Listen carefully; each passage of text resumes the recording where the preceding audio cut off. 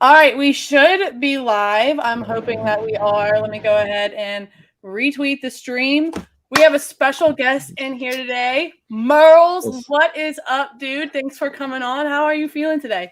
I'm feeling good. Thanks for having me on. I'll give a little backstory on it. I hit my game of the month back in December. I was feeling really good, and I had Let's go. Georgia minus 17, and you were all over LSU. So I made a Yeah, little that's Twitter never wager. mind. No, that's like a not let's go. That I forgot that's why. I forgot that was the reason why you are actually here because essentially I lost a bet. I definitely thought we could keep it within the number there with my Tigers and proven extremely wrong there. So I feel like you just poured salt on an open wound. Sorry about that, but Yeah. I just wanted to give your guys followers or your girls followers a background on how I snuck on here to take some of your winners and then give some winners and talk some hockey. Well, you need to because as I was telling you before the show, I know pretty much nothing about the sport of hockey other than it's very fast paced. I feel like the goalies are like the craziest, luckiest people in the world, or they have like laser vision.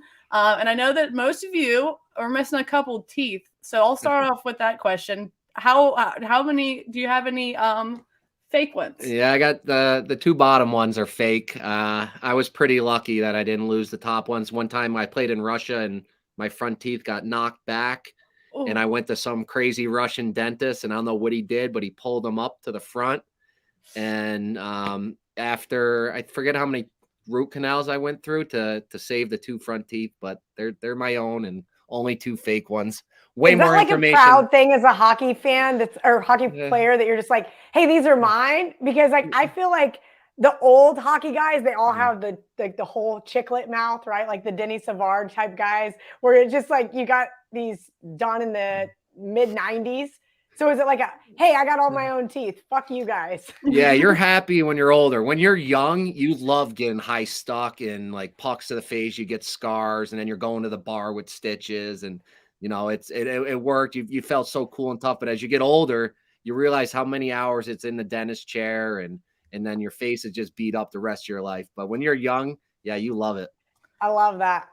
Megan, there's only two like badass sports in my opinion left: hockey and UFC. Like I think that's what I love so much about hockey, and I'm really excited when you come down to visit to take you to a game because they take the gloves off. They're knocking the shit out of each other, pushing each other against the glass every single. It is the most to sit on the glass for a game. It's just like so fast paced. It's really even hard to keep up. I'll be honest with you, which I don't prefer. But if you ever get a chance to, and these guys just rock one another, and it's just so much fun. I know I'm a big fan of watching it on TV. I just don't know how to even start to handicap it when, like, baseball and football and basketball have all been things that I grew up playing, grew up watching, grew up like I will say it's freezing here in South Louisiana, which it never. I feel like it's like you're like Mr. Miser was Miser, the frozen guy from the reindeer. You know what I'm talking about? Maybe y'all know what I'm talking about. Nope. Snow Miser. Someone knows what I'm talking about. What is that from Frozen? No, it's from the old Rudolph the Red-Nosed Reindeer. Oh, the old original one. The original, yeah. And we're all old enough. I don't remember Megan. Yeah. Well, I know it. I just read the book to my daughter about it. See? You know who I'm talking about then. Yeah. But Yeah. Big feels scary like guy. A big blast of cold has just like been brought through here, but like it hasn't been this cold in a really long time. Like 4 years ago, it got this cold. Maybe even longer than that because my daughter's almost 5. So yeah, longer than that, like 7 years ago. It got so cold here that there was someone that was skating down our street, and I'm like, I've never seen this in real life. Like, is this like a real thing? So that was like the closest I've gotten to actual watching someone skate in real life besides, going to skating rinks. So I'm really excited. I just don't know where to start as far as betting. So let's kind of talk about that. Like, as far as, you've played hockey and obviously you've done it for a very long time and you've given out some winners. Where is the best place for someone like me who would love to get into betting hockey? What is like the best way to get into it, I guess? Like, what bet should I take? Like with, instead of just being like a bunch of parlays or a puck line or this, what would you say is like the best way to ease into. Yeah, I'm a big fan of like three-way betting. You know, I spent so much time in Europe, and you know that's how they do all the soccer betting over there is the three-way, where you can do like, or regulation only, I guess you would say, where you can do tie also, so your odds are a lot better. So I enjoy doing those ones because you can take a good team versus a bad team, and you're still only laying maybe minus 105 or minus 120 instead of the minus 250. So I work on like the regulation. I got started on mine. I was always gambling a little bit when I shouldn't have been when I was playing, not on the NHL. Don't get me in trouble for that. Yeah, no, responsible. We only gamble responsibly here at Barstool. That's it. That's the rule. So the NHL didn't care that you gambled as long as you don't gamble on the NHL. Yeah, correct. Okay. So that was the way it was. And then when you're in Europe, it's totally different in Europe. They don't care. No, they don't care. I played in Switzerland, and I swear I'll tell this story a million times. Guys on our team, when the period would end, you're supposed to go in the locker room. They would sit on the bench so they could watch the out-of-town scoreboard because they all bet on the other games in our league. Like as long as you didn't bet on our games, you could bet on the rest of the league. It was just wild for me to see that. And so I really got good at it too because I knew so many of the guys playing still. So a few years ago when I started with Chicklets, I started doing a lot of European stuff. And I knew all the players still. I knew which guys wanted to play on the road. I knew when guys weren't going to go. I got a really good tip one time. This team in Russia was number 1 playing the number like 30 team. So I text my buddy. I'm like, hey, how's the city? What'd you do last night in Riga? And he goes, I wouldn't know. We sent our junior team up there because they were already clinched. So they didn't even send the real team. But so this Riga team was getting plus 800 odds. So I tweeted that out and everybody made a killing on that one. But if you're a rookie gambler, just go with the team to win, or you can be like Mr. Ice, our friend Mr. Ice, and do an over. And he's been on fire with that. So that's always he has. That's he's probably been great. That's probably a simple way. You know, you're watching the game and just pick over. Well, I don't have any. No, wait. Time out. I'm not condoning that. I am not condoning blindly betting the over. Okay, I guarantee Mr. Ice has a little bit more of a. I'm just going to blindly bet the over here. Yeah, he does his work. He's watching all the games, and I love it. The last few, he's been doing the late night games, so he's up till 1:30 in the morning and ripping the shirt off. Dedication for sure. I saw him all packed in the car with his kids this morning, feet up there, knocking them, saying he's going through a legal state. So obviously he was probably putting in some responsible bets at the Barstool Sportsbook. Speaking of responsible bets, y'all want to hop into these bowl games real quick? I know we were talking hockey. Would you rather give out hockey picks now since we're on the hockey train? I know you got a couple for us, and I would love to tell you. Yeah, well, you said you didn't know much about hockey, but I had my college roommate. Yeah, my college roommate played in Baton Rouge, the Baton Rouge Kingfish. It was an East Coast league. So he actually married a girl. I've been down there. You ever been on one of these alligator hunt things or whatever? I've been on a tour once or twice. Yeah, no, man. They brought us to this bar like in the middle of the swamp and gave us this. They called it a bucket of worms. It was just it was straight vodka with a gummy worm in it. That was it. Nice. Is that normal for you down there? For us in Louisiana, you could say that the alcohol intake in general is relatively higher here than most other places. So, all right. So my first game is the Edmonton Oilers over 6.5 tonight against Vancouver. Megan, you know, you're a rookie. They have Connor McDavid. He's the best player, maybe all time he might end up being. He's putting up points like Gretzky did in the 80s and 90s right now, which is just insane. And then I thought of a way how to make you understand how good him and this Leon Draisaitl are together. It's kind of like your Joe Burrow and your Jamar Chase. Okay, yeah. You think that's a good combo? These two together is times 10. These guys are sick together. So they always get 2 or 3 points themselves. Vancouver played a game last night with 11 goals. They can't keep the puck out of the net. So first one is Vancouver Edmonton over. So Vancouver Edmonton over. Yes. So I wanted to ask you. So something I look at when I handicap the NBA. So full disclosure, I do not handicap hockey. I like to bet it. I have a lot of really smart guys that do, and they share their information with me. And then every once in a while, I go to a game and I usually bet the total instead of the side. And usually I bet the under because I'm insufferable like that. But that being said, Vancouver played last night. So when teams are playing on those back-to-backs, are you looking to fade them in that second game? If they're a good team. So say like the Boston Bruins had a game like last night where they gave up 5 goals. You know that veteran team, good coach is going to say, hey, no, this isn't the way we play, guys. So maybe it'll be a tighter game.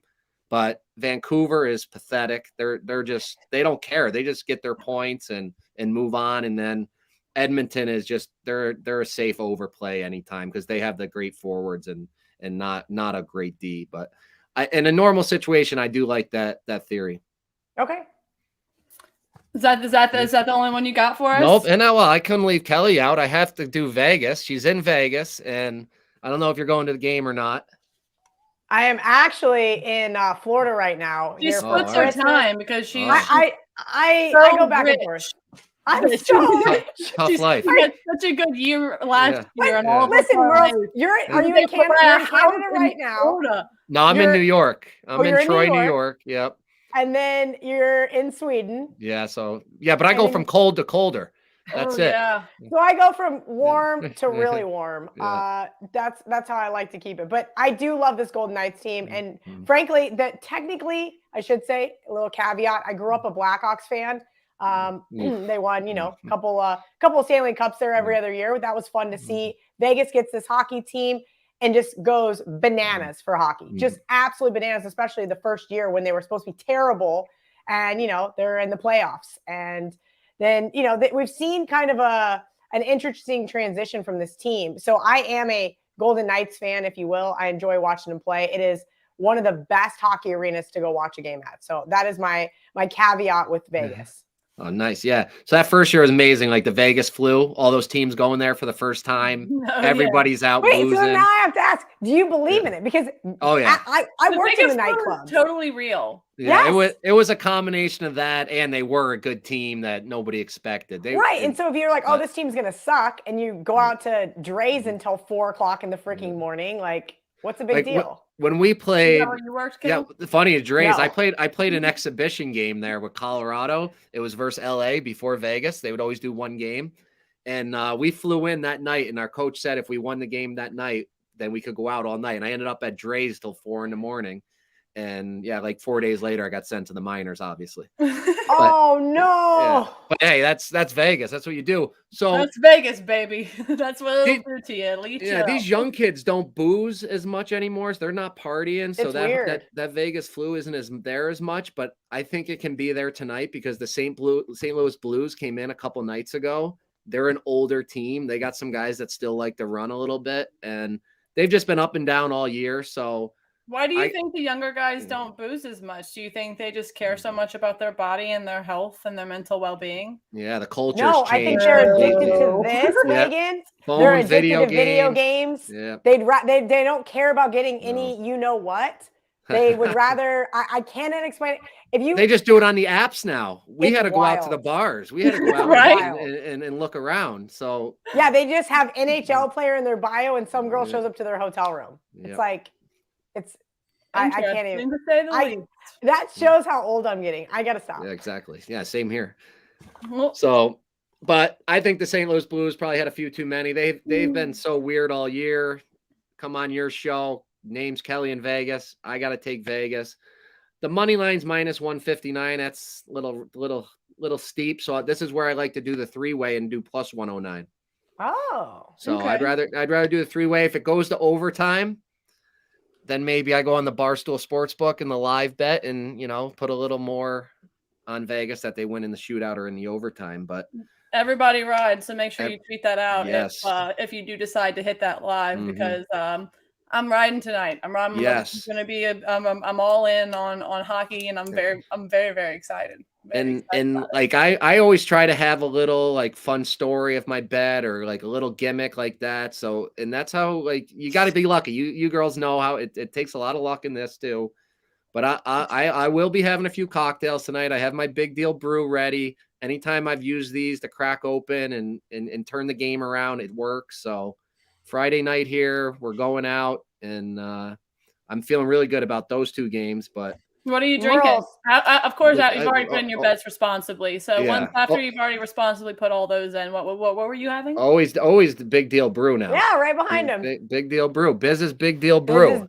Biz's beer. You know, Spittin' Chicklets, Big Deal Brew. I just want to make sure. Yeah, it's not down south yet. Down south, I think we're in 7 or 8 states. Yeah, I was just in Boston. I walk into my buddy's house and I put it on my Instagram. I was like, "Where'd you get this?" He goes, "Oh, I just picked it up the other day." I was like, how have I not had any of this? And you're right, because it's not out in the West, not down south yet. The Pink Whitney shots work too. Grab a Pink Whitney. I have some Pink Whitney in the freezer. If we get down early, I'll be calling you to take one down for us. Murls, I think I'm too old to drink Pink Whitney. The last time I drank Pink Whitney was last year at a football game. You're never not gonna lie. Pink Whitney. Not gonna lie. I lied. When I was in New York, I put it into one of my seltzers that I was drinking that is not owned by Barstool Sports. I put in the Pink Whitney with a berry flavored seltzer, and it was honestly really good. I just remember that happened. Loaded seltzer. That'll kill you. Loaded. Yeah, so I like the Pink Whitney in the just plain like seltzer water. That's what last time I had some Pink Whitney was whenever I went up to Hoboken to watch the LSU Mississippi State stream with Brandon Walker, and I drink every LSU game day, of course, and I hadn't drank anything at that point yet, and I was like, I think that's what's wrong with this team. And so the only thing they had at the gambling house was some Pink Whitney, so I just threw like 3 of them in a cup with some water. And just rolled, and after that, so did LSU. So shout out to the Pink Whitney. Megan, one thing because I have not bet, full disclosure, I've not bet a hockey game on the Barstool Sportsbook app yet. And I was just looking, you can move the line to Golden Knights -1 plus 102 for the game. And the reason why I don't really like to bet the puck line is because it's just like baseball betting the run line. You know, we see a lot of these games land 1. Now, granted, over the last couple of years, since they made the nets bigger, made the pads smaller on the goalies, you see a lot more goals. And I think that's been really great for the NHL, just because what do Americans like? Why do we hate soccer? Because all these guys struggle to score. At least with like hockey, you're allowed to hit each other without like fake flops and yellow cards and stuff like that. Yeah, that's great. I love that. That's the interesting thing about what hockey did to like kind of rebrand themselves a little bit. What was that? Maybe 5-6 years ago now? Well, the other thing they did too is the puck line is a little better now. They figured out the analytics on when they pull the goalie. So every coach growing up since I was 5 years old, you only pulled them with a minute or less on there. And then one of these analytics nerds figured out you pull them with 3 or 4 minutes left and keep control, you have a better chance. I'm not gonna lie. When you have an under and they pull a goalie with like 2 minutes and 30 seconds left, Megan, you're just like, oh God. Like, I haven't had to experience that. Like, I've already had my heart ripped out so many other ways. Oh, just wait. Oh, maybe the Oilers will go. Hopefully, it goes like 4-2 tonight, and they got to pull the goalie, and you get to experience it. Yeah, I hope you do, Megan, because the Golden Knights, I have had 2 instances where I laid the puck line in person, and they scored with less than like 10 seconds left on an empty netter, and the place just goes bananas. I literally got tackled like 3 rows down because the people behind me were also so excited. So it is a really fun thing, but I do like the -1 though, because you're still getting plus money, and if they win by 1, it's a push. Yeah, I like as opposed to losing. I don't see the Knights losing this, but I have been concerned with how bad they've been playing lately. And by bad, I just mean they started off great. Yeah. So hot that regression was inevitable, right? Logan Thompson, started off so great. He won 11 out of his first 14. And then now obviously the regression set in. But I do like them tonight. But instead of laying, I don't really like to lay -140 or higher. No. And that's part of my baseball problem. So I like the -1 actually, the Barstool Sportsbook. Yeah, and that's what and the same when we're gonna start talking about the football. That's what I love nowadays with these apps, Barstool Sportsbook. You can move those lines like to those key numbers instead of taking 3, take the 3.5 or 2.5. And I don't know if the expert might tell me that's stupid, but when it's those key numbers. Like in football, I just love that. I agree with you in key numbers in the NFL. Buying from 3.5 to 3 is the only one I've actually seen data on that proves to be profitable. I've also been told previously, before they moved the PAT back, that buying from 3 to 2.5 was profitable. But now that certain numbers are starting to come into play a little bit more, now the PAT went back in 2015. We're starting to see 1, 2 land a lot more often. 5, which was in theory a dead number, but 3 is still king. So I'm with you. From 3 to 3.5, absolutely. From 3 to 2.5 would be my only time I would personally listen to Kelly, because she technically is the expert. This is my hobby. This is what I like to do for fun. Kelly is actually paid for some shit with her hobby. So let's listen to Kelly, and let's move on to just touch on some quick bowl games really quick. Kelly, I know that you and I are on opposite sides of this one. And so one's already started. It's UL, but we won't talk about that because, as I said, it just started. But 7-0 Louisiana, Megan. Yeah, that's what I had. Someone message me and say, that the line was about to move, and I still didn't play it because, I mean, you had 2 of the biggest playmakers on UL out. I thought Toon would, and then he still could. It was very early in the game. I would assume Toon could still go out there and tear him up. Anyway, Wake Forest, Mizzou. Hopefully I won't be wrong on this one because I did play Wake Forest. And Kelly, I know that you played Mizzou. So obviously I am a narrative girl. I love narrative bets. Sam Hartman's last game as a Deacon Demon, and he can go out there tonight and pass. I think it's Tajay Boyd. Or Taj Boyd. Taj, not Taj. I see the J. You know what my brain does, my dyslexia. And he's going to go out there, and he's going to do that tonight, and it's going to be fantastic. Not to mention the reason why Missouri is here in the first place is their defense, and they're missing a ton of key players on that defense, which makes me feel comfortable taking Wake Forest minus the 2, which it's now 2.5 at the Barstool Sportsbook. So you can go ahead and tell me why I'm going to be wrong and why you, as I said, have made money from this hobby, and I'm just still here, just trying my best. Listen, I'm not saying I love Mizzou. And Murls, there's one thing I always say, and Megan is like every time. I've got to get a new saying, but I like the better defense plus the points. God damn you, Kelly. Mizzou's got a solid defense. They just do. And they have not been overly impressive this year. As Megan mentioned, they've got a ton of guys out, but they covered 5 of their last 6 as an underdog. I told Megan this as you were jumping on before we hit go live.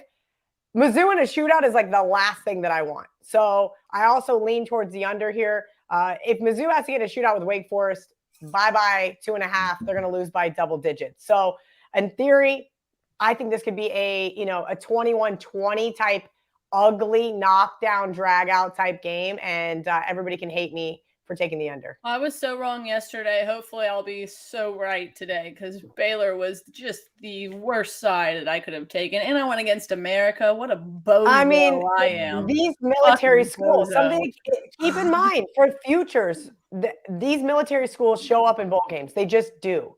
I think it's the discipline. I think it's the excitement. Baylor, like I said, they lost 3 of their last 4. And I think that team just got the crap beat out of them and kind of emotionally as well. They didn't look like they cared yesterday. Murls, are you playing the Wake Forest game? Yeah. Or do you have anything else? Yeah, it's funny is because I don't put too much college football out there, but I happened to do a Wake game this year, and it was the one against Louisville where your boy Hartman was just throwing pick 6 nonstop. Yeah, that was a tough one. So I started when I started coming on here, and I gotta fade that guy, and I'm like, no, he owes me, so he's gonna make it up to me. I'm on Hartman, on Wake, minus the 2. Mizzou's missing too many guys, and but I'm going to think about that under though. I like taking unders. I know I'm a mush when it comes to college football most of the time. Self-deprecating, right? Yeah. Like, how much pain do I want to be in? I'll take an under. And as far as the rest of these bowl games, I haven't played very many other ones yet because of all what's happening, the opt-outs, everyone deciding what they're going to do. So I'm waiting pretty much till the day of, and even if I'm, don't get a CLV trophy, you don't need a CLV trophy, rather Megan. Right. You know how many CLV trophies I have already this year, but they're in the reverse direction. It's terrible. I got a loser on K-State. I got a loser on Purdue. I got a loser on East Carolina. And I think I got an actual CLV trophy on Pittsburgh. I'd have to see the current line right now. Listen, you're absolutely right. Bet these the day of. Get the most of the information. Watch the line moves. that's all you can do. I mean, some of these teams play great without their coaches. Some of these teams fall flat on their face just missing an offensive coordinator. It's tough. Kelly, you might as well just head to the game. It's in Tampa. You might as well just go to the Gasparilla Bowl. Oh, the Gasparilla Bowl. Yeah. Some of us have to cook dinner tonight. Me being one of them. Christmas. I'm hosting Christmas Eve at my house tomorrow, and then I'm getting on a plane and I'm going to St. Croix and not spending Christmas with my family. What a great child I am. Hey, it's okay. I think that's a great plan. I will be with my family though, because my kids are little, and I feel like if I left them and went to St. Croix like my parents did whenever I was little, it would probably be detrimental to their mental health. So I'm gonna stay home for Christmas. But any other games or bowls that you played, Murls, before we move on to touch on the NFL? Saying not like you said, I gotta wait. I don't know enough obviously about the guys leaving and that. I wait till couple other guys I know in the business of taking bets or putting in bets let me know where I should move on them. All right, let's touch on some NFL then, Kelly. Do you already have your best bet for this weekend? Go ahead and give it to me. What is it, the Chicago Bears? Almost, Megan. So close. Hey. That's my second favorite bet, and I did bet. Hey. I actually bet 3 games this weekend in the NFL and the 2 totals. Obviously, we all know I love those divisional unders because they just keep cashing. 4-1 again last week. We got 2 this week. Houston, Tennessee under, as well as this one's scary. Philadelphia, Dallas under. Hold your nose. It is going to be terrifying. But my best bet is the New York Football Giants. Of course it is. I bet 4.5. It's 4 right now at the Barstool Sportsbook. Listen, we all know how much I love Kirk Cousins. We all know how much I love the Vikings. But this team has been sinking ship so bad. They are doing exactly what Vegas did in late November, early December. And that's because the regression came hard and fast. I'm not going to say I'm going to take the better defense plus the points here, Megan, but I will say that New York's defense they've had some moments of greatness this year. And I need that same defense from last week versus Washington to show up strong because, of course, we know Kirk Cousins, Justin Jefferson have that big connection here, right? And I do think that what we will see from this Giants team is a big step up in class, and that is shutting down a team that's really overachieved all season long. Plus, Megan, you love narratives, right? 33-point historic comeback, overtime. I can't believe that for 5 minutes I actually had to sweat the Colts +4. Like, how rude. But the Vikings, as I mentioned, they've been in 10 one-score games this year, and they've won every single one of them. How insane is that? Like, I can't wait to think about it next year. Insane. Next year, I'm going to fade the shit out of this team because teams that usually do well in one-score contests, it is kind of cyclical, if you will. Just lit up that Colts defense last week. 417 yards at halftime. Are you kidding me? What happened to that Colts team? That being said, I think the Vikings got to let out a big sigh of relief. They're feeling themselves. They now have this historic comeback win. And then you've got the Giants. They're just hanging on right here, just trying to stay in the playoff picture. But they have been so great under Brian Dable. 7-2 as an underdog. And I actually think that might be 8-2 as an underdog. I might have fat-fingered that. So definitely fact-check that one. But yeah, I like the Giants. You're making up stats like I do. It's okay. Yeah, no, I swear I'm not. I have it in my notes, but I'm like, I could have swore that it's 8-2. Did I type the wrong key? That being said, yeah, I love the Giants this weekend. Murls, are you going to be on the Giants with Kelly, or are you looking in an opposite direction? I'm looking out west. I'm a Buffalo Bills fan. I found this pillow at my parents' house, so I could put it up there. I'm a Bills Mafia guy. So I think the Bills are going to destroy Chicago. It's going to be miserable weather there. Fields isn't going to want to run around and get hit in this weather. And I see the Bills winning 20-3, 17-0. So an under and the Bills I really like. But my best bet is the Lions -2.5. Carolina's, they've been playing better, but the Lions they're a great story right now. They're fun to watch. So I want to bet and I want to watch a good game. So my best bet's Lions -2.5. Murls, I don't hate that. I really don't. I know it seems super square, Megan, but do you really want to step in front of this Lions train right now? No. I mean, Dan Campbell just said, here you go, Jared Goff. This is what everybody in Denver wanted Russell Wilson to do, but instead we're going to let Jared Goff cook. What a joke. I can't believe it. I'm like, Jared Goff, look at you. So, yeah, I don't want to step in front of that team, but I will say I tease the Panthers. I think they're an excellent teaser spot. I was just about to ask you, Kelly. There are a couple of teaser spots. One that you can appreciate because it is a long teaser, and usually I don't like to follow rules, so I don't technically always have to do it the right way. But tease the Niners and the Raiders. So I got the Niners pick 'em and the Raiders plus the 8.5. I like that a lot. Also took the Bengals at the Pats. I'm gonna keep riding that train because I feel same as the Lions. Yeah, the Bengals are essentially becoming the Bengals that they were last year, and Joe Burrow is fucking feeling himself, and I love me some Joe Burrow. And I also I want to add one thing on that. I tried really hard to make a case for the Pats because that line is just so gross. And I'm like, but this Pats defense. Well, this Pats defense, when I was at Gillette 6 weeks ago, was a lot different defense than they are now. They have been getting exploited over the last 4 games, just absolutely ruined. And how they lost that game, I kind of have to wonder, it's kind of going back to that Vikings where you're like, hey, I'm so good. It's kind of that opposite effect. I heard, and I obviously wasn't in the locker room, but I heard Belichick did not say a single thing, just dead silent.